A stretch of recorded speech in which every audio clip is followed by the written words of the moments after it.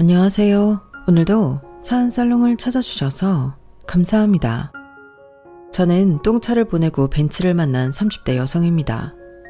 저는 3년 전에 4년간의 결혼 생활을 정리하고 이혼을 했어요. 이혼을 하고 그때 가장 많이 들었던 말이 똥차 가고 벤츠 온다는 흔하디 흔한 말이었어요. 정말 흔한 말이죠? 여러분들도 헤어진 친구에게 저런 말을 하면서 위로를 해본 적이 있을지도 모르겠어요. 물론 저도 헤어진 친구에게 저런 말을 하며 위로를 했던 것도 같고요. 하지만 막상 제가 들으니 저 말이 위로가 안 되더라고요. 그냥 흘려들었어요. 똥차 가고 벤츠 온다니 너무 뜬구름 잡는 이야기이기도 하고, 그때만 해도 저는 제 이혼이 한 번의 실패라고 생각해서 고작 그런 말로 위로가 되지 않았어요. 그리고 애초에 저는 이혼을 하고 다른 사람을 만날 생각이 없었기도 했고요. 다시 사랑을 할 수 있을까 하는 근본적인 의문도 들었어요. 그렇게 저는 하루하루 저를 갉아먹으며 시간을 보냈어요. 그런데 놀랍게도 인연이라는 게 정말 있는 건지 동굴 속에 있던 저는 한 줄기의 햇빛처럼 반짝이는 벤츠보다 더 멋진 지금의 남편을 만났어요. 똥차 가고 벤츠 온다고 친구들이 저에게 걸었던 주문이 답을 하는 순간이었어요. 그리고 제 멋진 남편은 이혼 뒤에 훅폭풍처럼 닥친 저의 서름과 좌절을 기사님처럼 물리치고 새로운 시작을 할 수 있도록 도와줬어요. 그래서 이런 멋진 남편을 자랑하고 싶어 사연을 보내요.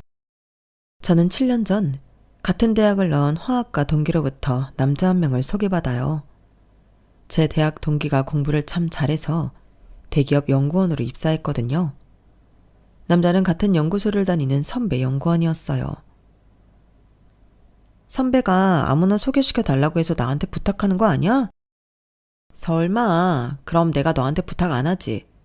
그렇게 난감한 상황은 아니었어. 나랑 친한 선배고 잘 챙겨주고 믿음직한 선배야. 평판도 좋고. 어때? 해볼래? 너 안 그래도 나랑 결혼할 사람 부럽다며. 초봉인데 그 정도 받고 보너스도 많이 나오고 복지도 좋다고. 그건 그런데 아무리 그래도 헤어진 지 얼마나 됐다고 소개를 받아. 소개받을 사람한테나 전에 만난 사람한테나 예의가 아니지 않아? 맞아요. 그때 제가 길다면 길고 짧다면 짧을 4년간의 연애를 끝낸 지 얼마 되지 않았던 때였어요. 몇 개월 지났을까요? 그렇지만 대학 동기가 저한테 한 말처럼 저는 대학 동기와 같은 연구원 남자친구 잘 만나서 결혼을 하는 것도 나쁘지 않을 것 같다고 생각해왔어요. 그때 저는 지금 저에게 이런 소개팅이 들어온 게 기회가 아니라고 할 수는 없었어요. 그리고 제가 그런 생각을 한다는 걸 친구가 간파했죠. 그리고 너 4년만 단 오징어 자식이랑 헤어진 이유도 결혼 때문이잖아. 그 자식은 틀려먹었어. 결혼 생각도 없는 자식이 무슨 연애를 4년씩이나 해? 더군다나 너는 결혼을 하고 싶어 하는데 그런 자식을 두고 뭐? 예의? 웃기지도 않아. 그런 거 하나하나 신경 쓰면 아무도 못 만난다? 그리고 이 선배는 그렇게 몰상식한 사람 아니야. 사실 이건 말하지 말라고 했는데 선배가 우연히 네 사진 보고 다리 좀 놔달라고 그런 거야. 아무나가 아니라 너 마음에 들어 한다고. 공부를 워낙 잘했던 애라 그런지 대학 동기는 저에게 오목조목 맞는 말만, 전국을 찌르는 말만 하더라고요. 사실 맞거든요. 4년이나 만난 남자친구는 사실 비혼주의자였고 그걸 4년 내내 속였어요. 제가 서로 결혼할 때가 되어서 언제쯤 할 생각이냐 물으니 뻔뻔하게 자기는 결혼 생각이 없다고, 앞으로도 없을 거라고 그랬죠. 그때의 배신감이란 이루어 말할 수도 없었어요. 그러니 제가 대학 동기에게 남자를 소개받지 못할 이유도 없는 것 같더라고요. 그럼 그 선배는 어떤 사람인데? 저는 결국 대학 동기에게 제가 소개받을 남자에 대해 물었어요. 그러자 신이 난 대학 동기가 이런저런 얘기를 해줬어요.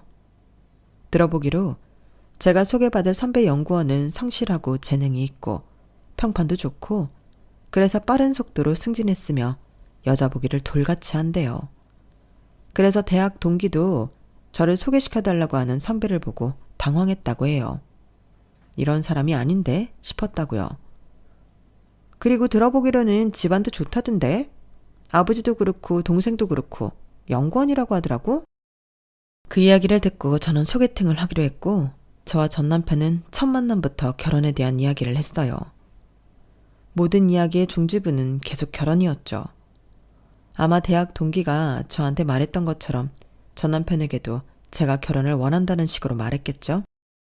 하지만 그렇다고 불편하진 않았어요. 사실인걸요. 저는 결혼을 원했어요. 그래서 저와 전 남편은 연애하는 1년 동안 결혼 준비를 해 끝내 결혼을 했어요. 저와 전 남편은 연애 초반에 결혼 날짜부터 잡았어요. 그리고 1년 동안 결혼 준비만 했는데요. 급하지 않나요? 지금 생각해보니 너무 급했던 것 같아요.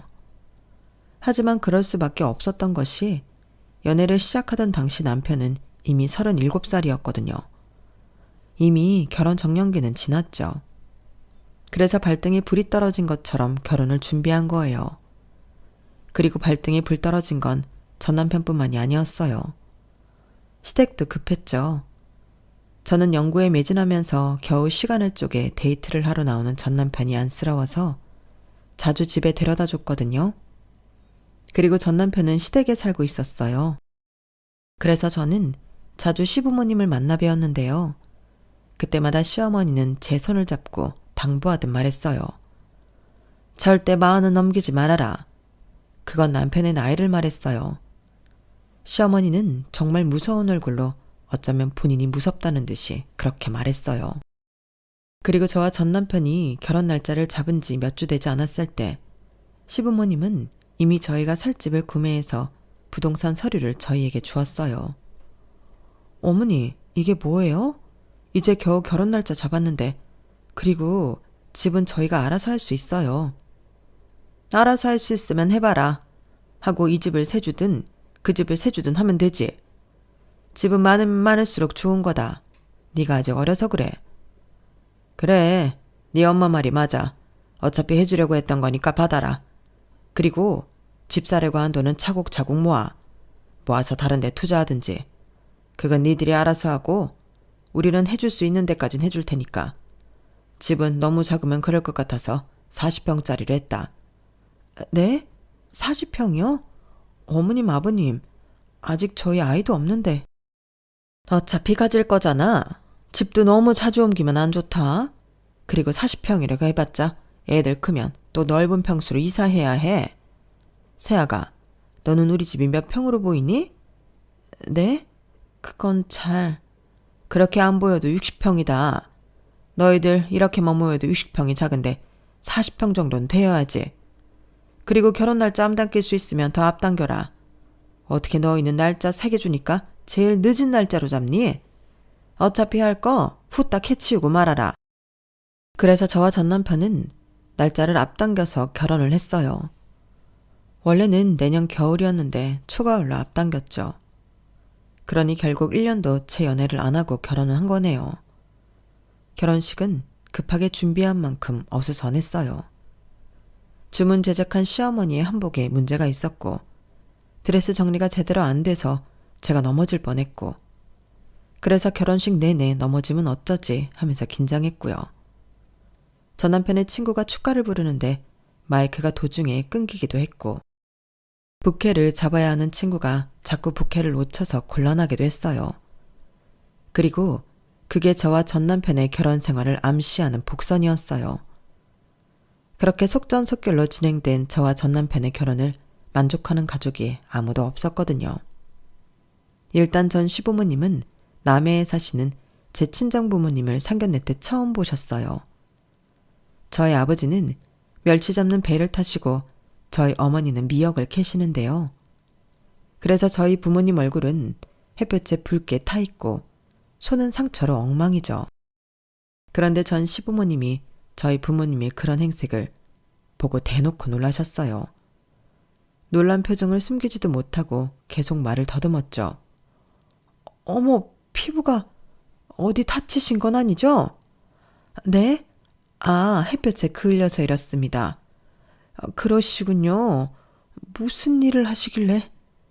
저희 애들 아빠는 멸치 잡고 저는 미역 캡니다. 그래서 여기 저희가 멸치랑 미역 좀 가져왔는데 남해의 멸치랑 미역이 유명한 거 아시죠? 다른 데에서 가져온 거랑 맛이 차원이 다를 겁니다. 오늘 집에 가셔서 미역국이라도 끓여 드세요. 아, 네. 손이 많이 거치시네요. 아무래도 뱃일을 하고 바닷일을 하다 보니 그렇습니다. 그래도 저희는 훈장이라고 생각하고 일합니다. 하하.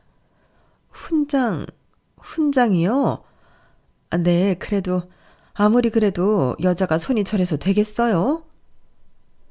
그러고 보니 안사도는 손이 무척 고우십니다. 누가 보면 20대 손이라고 하겠어요. 아우, 저희랑 비교하셔서 뭐예요? 이래서 시골 사람들이 다들 그렇게 죽어라 자식들 공부시키는구나 싶네요. 시어머니는 자기 손을 만지작거리며 계속 한숨을 쉬었어요. 그리고 시아버지의 표정도 그리 좋아 보이진 않았어요.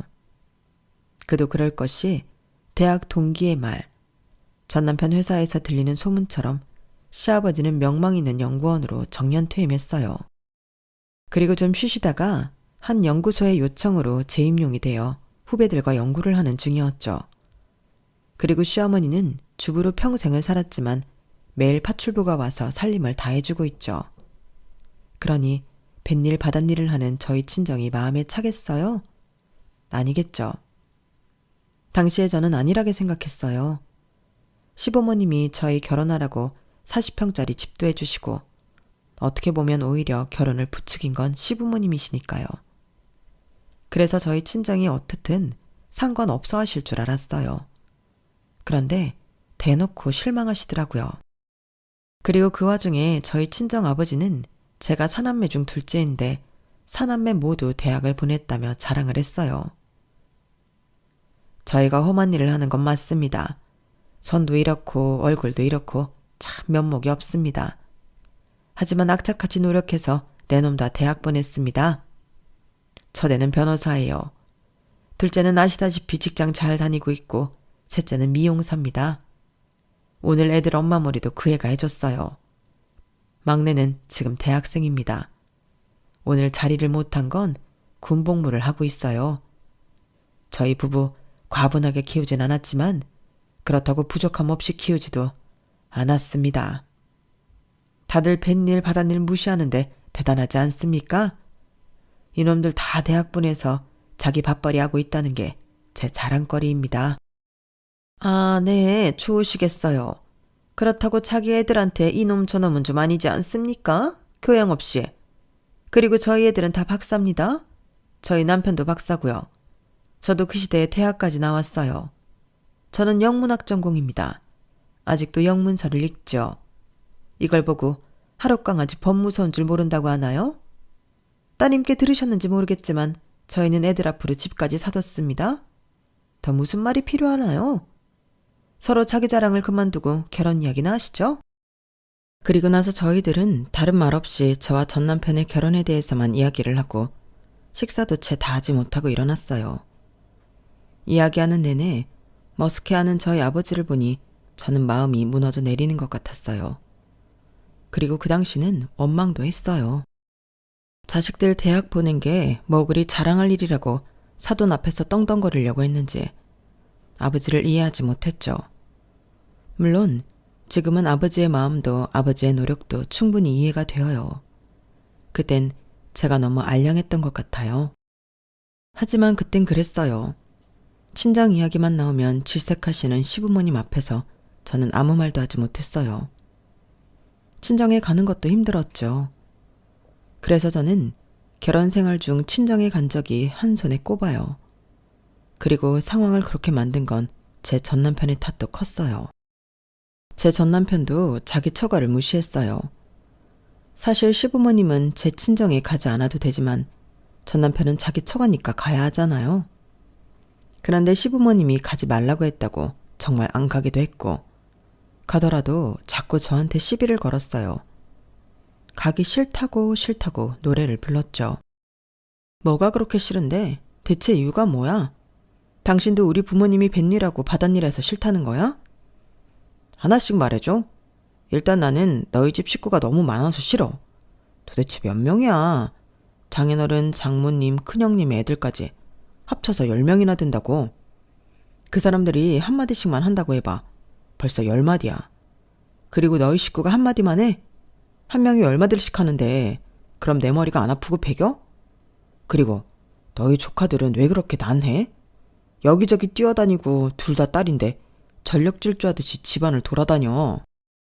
아직 5살밖에 안 됐으니까 그렇지. 5살에 3살이면 원래 그렇게 뛰어다녀. 이래놓고 어떻게 애 아빠가 되려고 그래? 그러게나 말이다.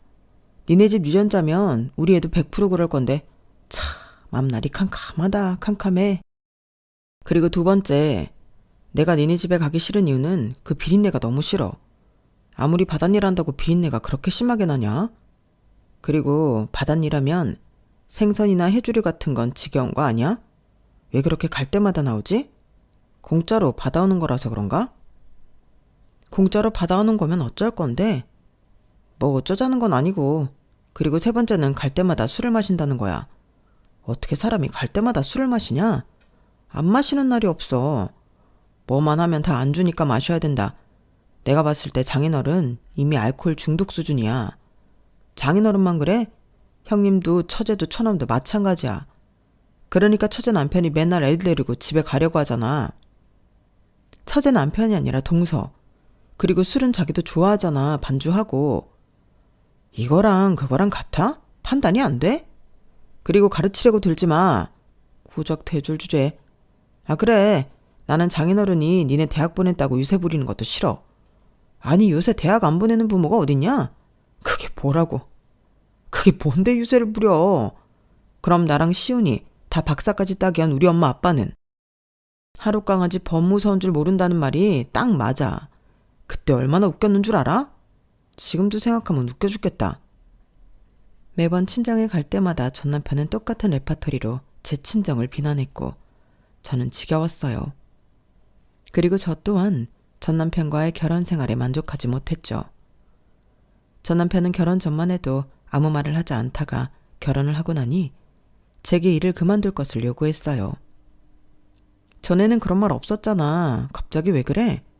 갑자기라니. 내가 누누이 말했잖아. 나는 아내가 집에 있는 게 좋아.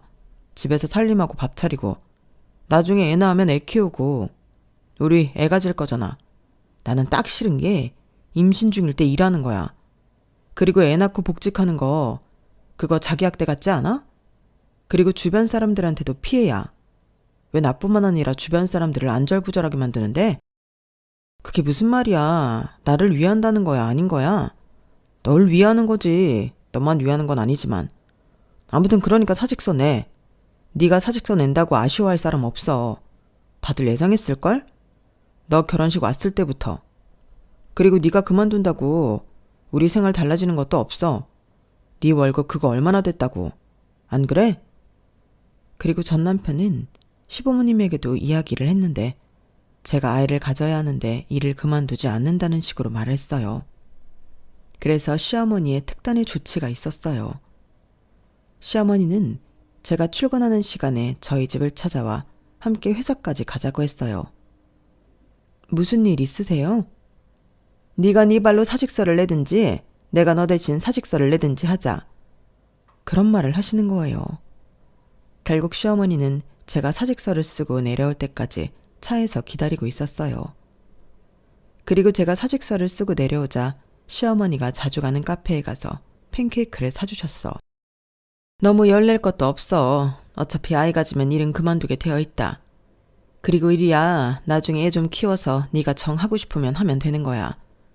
물론 그럴 일은 없겠지만 그래도 우리 아들은 너한테 돈 주면서 그만두라고 하잖니? 다른 남편들은 안 그런다? 그것도 맞는 말이었어요. 전 남편은 제게 매달 꼬박꼬박 300만 원씩 보냈거든요. 그렇게 저는 예상하지도 못하게 일을 그만두었고 집에서 살림을 했어요.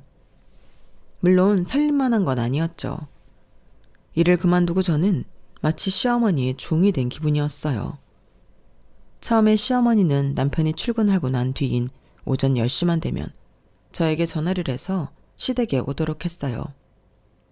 그리고 매일 시댁에 오던 아줌마에게 살림을 배우도록 했어요. 가끔 너희 집에 가면 살림이 엉망이더라. 누가 오기라도 하면 어쩌려고 그러니? 그 집안 꼴을 보였다간 집안 망신이다 망신. 그러니까 이모한테 잘 배워놔. 배워서 나쁠 거 하나 없어. 너도 이제 제대로 살림해야지. 안 그러니? 돈도 받는데 그 정도는 해야지. 그래요. 처음엔 시어머니 말이 틀린 말은 아니라고 생각했어요. 300만 원이나 받는데 그게 쉬운 일인가요? 저도 가정의 일원이니 노력을 해야 한다고 생각했어요. 그리고 저희 어머니가 제게 살림을 가르친 적이 없거든요. 대학에 가라고, 대학 가면 일할 건데 뭐하러 그런 일을 하냐고 가르치질 않았어요. 그래서 저는 이왕 이렇게 된 거 제대로 해보자 싶어서 아줌마에게 살림을 배웠어요. 그리고 저희 집을 배운 대로 깔끔하게 유지했죠.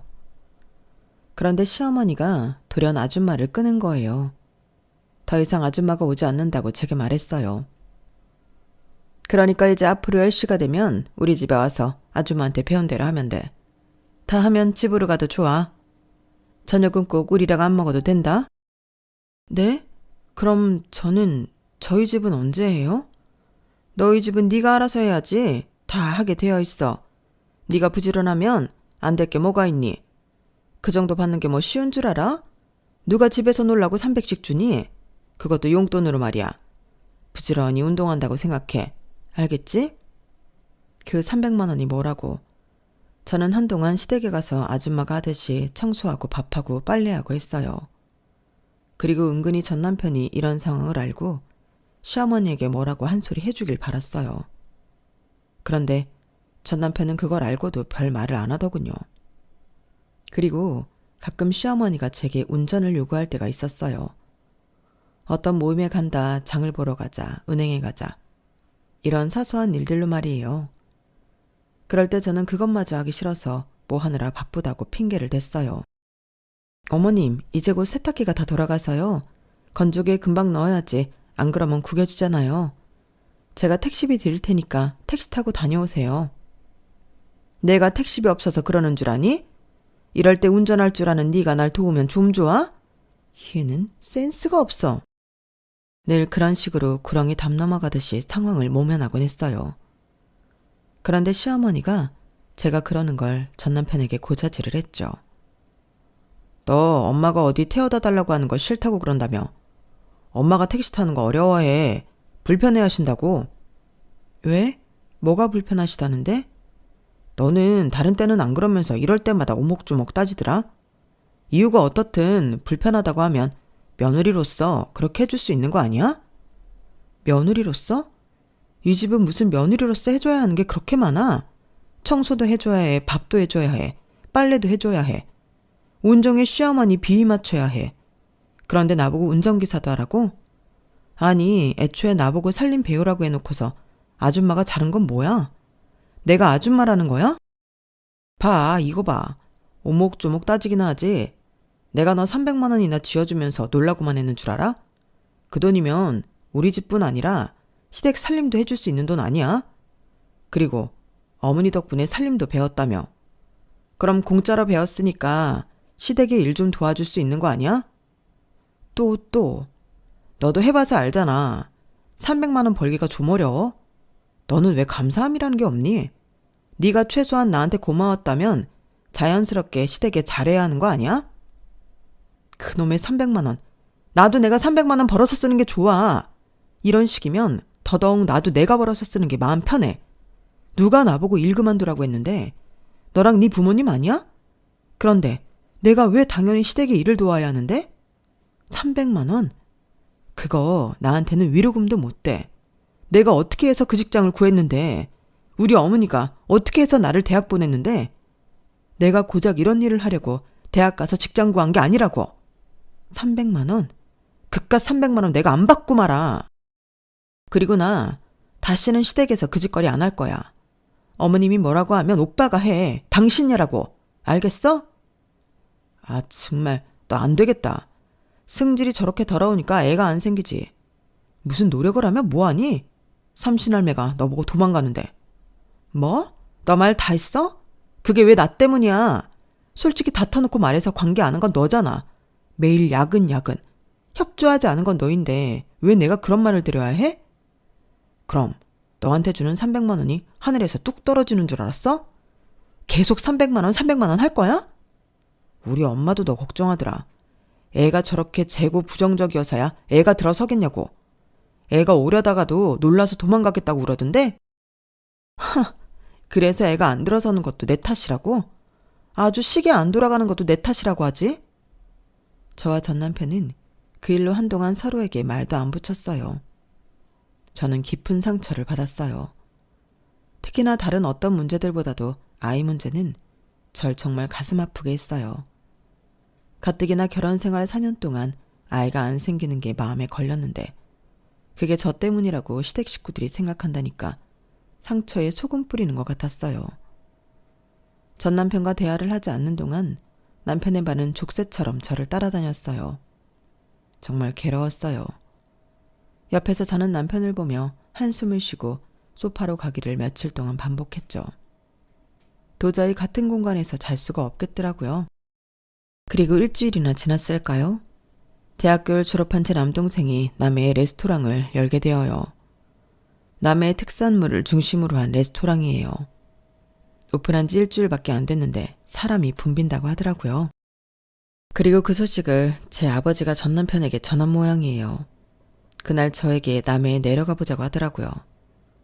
저는 웬일로 처가댁 일을 챙기는 전 남편이 기특하기도 하고 고맙기도 했어요.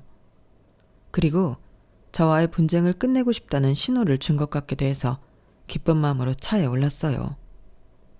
그날은 또 자기가 운전석에 앉더라고요. 내심 기분이 좋았어요. 하지만 사건은 그날 발생했죠. 전 남편과 함께 남해에 고향에 내려간 것까진 좋았어요. 그런데 도착하자마자 전 남편은 오랜 운전으로 허리가 아픈지 궁시렁거리기 시작하더니 제 기분을 망쳐놓았어요. 아우, 너무 멀어. 내가 올해 결혼한다는 후배한테 무슨 말을 제일 많이 했는 줄 알아? 처가댁 가깝냐고. 어차피 가야 하니까 너무 가까운 건 별로고 너무 멀면 안 된다고. 난 남해라고 그랬지. 저 땅끝이라고. 그러니 웃고 난리도 아니야. 대체 그런 이야기를 저한테 왜 하는 건지 저는 전 남편의 생각을 도무지 알 수 없었어요. 그리고 아직 브레이크 타임이었는데요. 제가 시간을 기다리자고 하자 남편은 어차피 가족인데 무슨 상관이냐며 가게로 들어갔어요. 그리고 쉬고 있는 남동생에게 천연덕스럽게 보고 싶어서 밟으니까 너무 일찍 도착했네? 지금 식사 되지? 라고 하는 거예요. 매형이 그러는데 처남이 무슨 말을 하겠어요? 남동생이 저희에게 자리를 안내했어요. 그런데 전 남편은 자리에 앉지도 않고 가게 내부를 이리저리 둘러봤어요. 그러면서 뭘 잘 알지도 못하면서 너무 저렴한 자재를 썼네. 층고가 너무 높아서 시끄럽겠다. 메뉴 구성이 별로네. 이런 말을 하기 시작했어요. 그러더니 주방으로 들어가는 게 아니겠어요? 제가 말리니 남동생은 괜찮다고 하면서 매형에게 이것저것 알려줬어요. 그런데 전 남편은 관심도 없으면서 훈수를 두기 바빴죠. 식기세척기를 설치해야 한다느니 재료는 이렇게 썰어두면 안 된다느니 어디서 봤는데 그렇다더라. 이런 쓸데없는 이야기를 하는 거예요. 그리고 전 남편은 하지 말아야 할 말들을 했어요. 그런데 좀 그렇다. 니네 부모님이 멸치 팔아 미역 팔아 고생고생해서 대학 보냈더니 대학 졸업증 필요 없는 일이나 하고 아무리 네가 사장이라지만 이럴 거면 20살 되자마자 노가다해서 사업 비용이나 벌어두지 왜 대학을 갔니? 대학교 다니면서 준비 많이 했어요. 아르바이트해서 돈 모으고 레시피 연구하고요. 저 아무것도 안 한 거 아니에요. 그리고 대학교 생활은 경험이잖아요. 저 충분히 많이 공부하고 졸업했어요. 너무 아쉬운 마음에 그런 말 하는 거죠, 매형? 그럴 필요 없어요. 뭐가 그럴 필요 없어. 내가 네 누나한테 다 들었는데 너 부모님한테 2천만 원 빌렸다며? 너는 참 너무한다. 너 대학교 다닐 때 너희 형 누나 다닐 때보다 등록금도 비쌌는데 게다가 너는 자취도 하고 아르바이트해도 용돈 받았잖아. 내가 그런 거 모를 것 같아? 참, 멸치 잡아 미역해서 돈 버는 너희 부모님한테 미안하지도 않니? 그거 3년 안에 갚을 수 있어? 누나, 왜 그런 얘기를 해?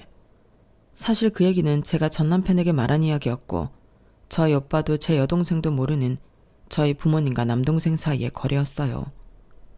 저는 어떻게 알게 되었냐고요? 저희 부모님이 저에게도 돈을 빌릴 수 있나 싶어서 저에게만 물어보셨거든요. 그래서 제가 알게 되었고 그때 저는 여윳돈이 없어서 빌려주지 못했어요.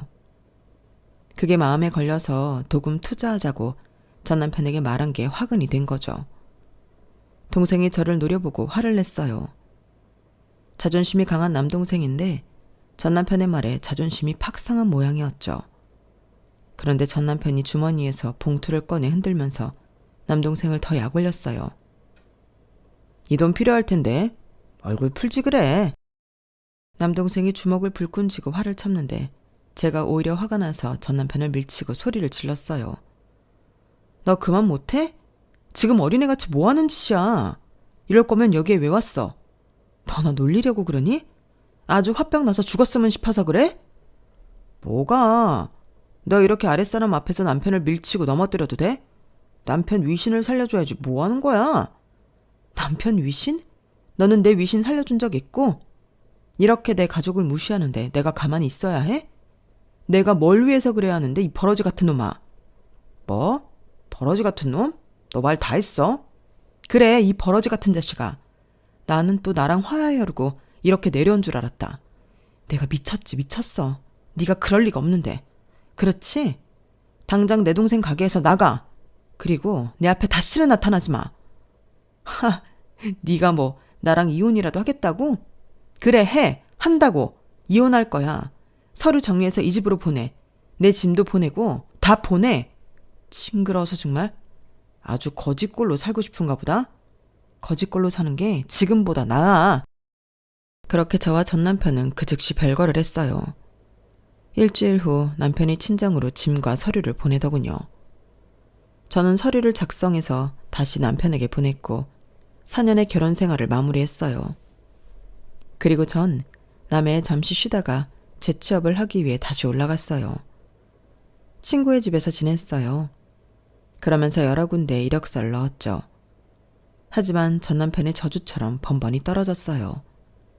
그러다 제 친구 집 1층에 있는 카페에서 이력서를 수정하고 자기소개서를 쓰다가 눈물을 흘렸어요. 저도 모르게 눈물이 나더군요. 그때가 오전 10시.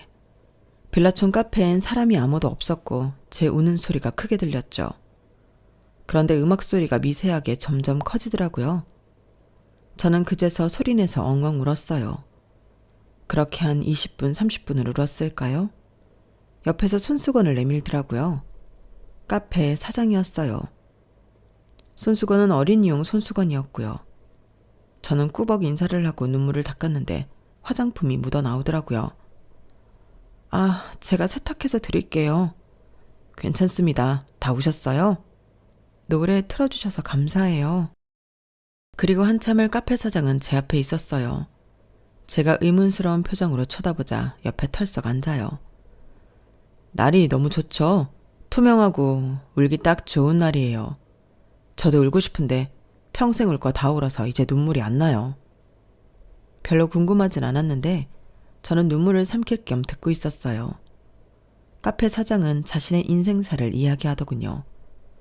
왜 우시는 건지 잘 모르겠지만 제가 울었던 이유는 사랑 때문이에요. 웃기죠? 이 얼굴에 사랑 때문에 울었다니. 그런데 사람마다 실밥 같은 사랑 하나쯤은 있잖아요. 저는 대학교 캠퍼스 커플이었어요. 7년 정도 장기 연애를 하고 아이가 생겨서 결혼을 했죠. 그런데 아이가 돌도 지나지 않아서 와이프가 직장 상사랑 바람이 났어요. 놀랍죠? 7년 동안 그런 일이 없었는데. 결혼한 지 1년도 되지 않아 그런 일이 생겼어요. 그런데 이미 깨진 신뢰는 회복할 수 없더라고요. 그건 이미 망한 관계니까요.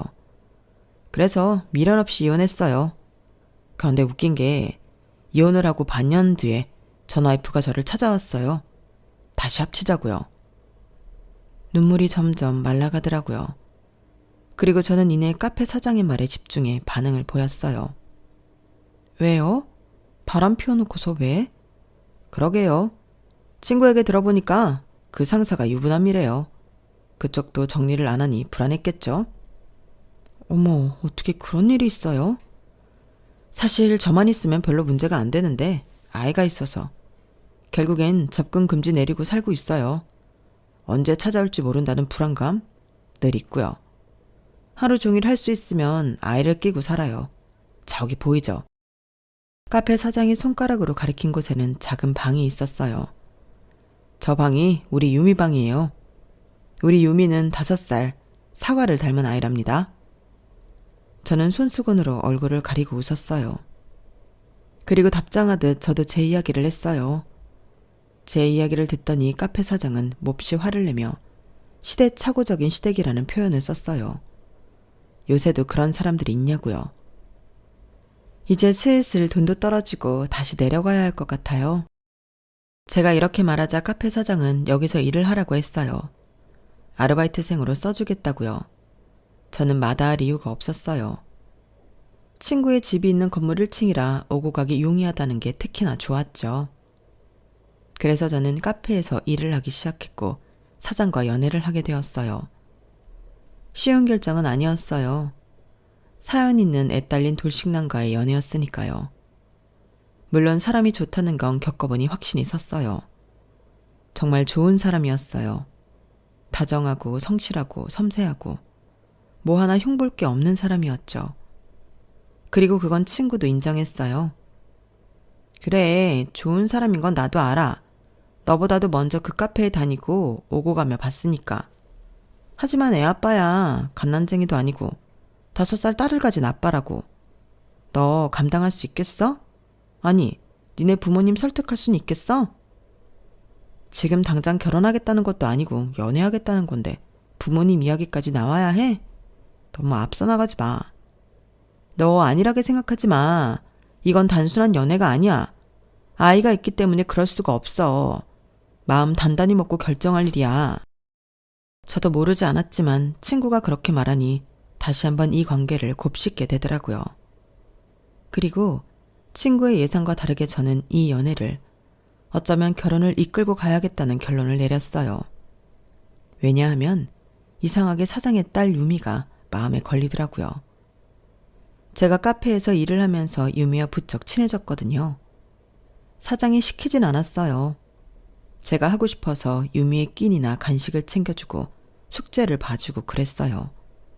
손님이 없을 땐 골목에서 뛰어놀기도 하고요. 그러다 유미와 약속을 하고 일을 하지 않을 때나 카페가 쉴 때 놀이터에서 만나거나 키즈카페에 데려가기도 했어요. 둘이서요. 유미가 저를 이모라고 부르지 않으면 모두 제 딸이냐고 했어요. 그래서 은근히 유미가 저를 부르지 않는다는 것도 알았고요. 평소에는 이모 하면서 저를 자주 부르던 애가 말이에요. 그런 모습을 보면 좀 짠하고 그랬죠. 하지만 불쌍하진 않았어요. 유미가 불쌍하다기보다는 왠지 모르게 그럴수록 제가 더 해주고 싶다는 생각이 들었던 것 같아요. 무슨 기분이었는지 설명이 잘 안 되네요. 그리고 저는 그 가족의 분위기가 부러웠어요. 사장과 유미는 제일 꼭대기층에 살아요. 그리고 옆집이 사장의 부모님 댁이죠. 그들은 자주 함께 모여 외식을 하고 카페에 내려와 담소를 나누는데 그 모습이 너무 단란해 보였어요. 사장의 말로는 사장이 급하게 결혼을 하고 이혼을 할 때까진 따로 살 만큼 사이가 원만하지 않았대요. 그러다 사장이 이혼을 하고 세 사람이 합심해서 유미를 키우면서 다시 사이가 좋아졌다고 해요. 그들을 보면 정말 유미가 세 사람을 똘똘 뭉치게 하고 있다는 게 느껴져요. 모두 유미를 보고 있고 모두 유미를 챙기고 사랑하면서 가족의 정을 마르지 않는 샘물처럼 흘러 내놓고 있었죠. 저는 이전에 결혼을 실패해서 그런지 그런 모습이 너무 예뻐 보였어요. 솔직히 말하면 저도 그 가족의 일원이 되고 싶다는 생각을 했던 것 같아요. 그냥 물 흐르듯 그런 생각을 했어요.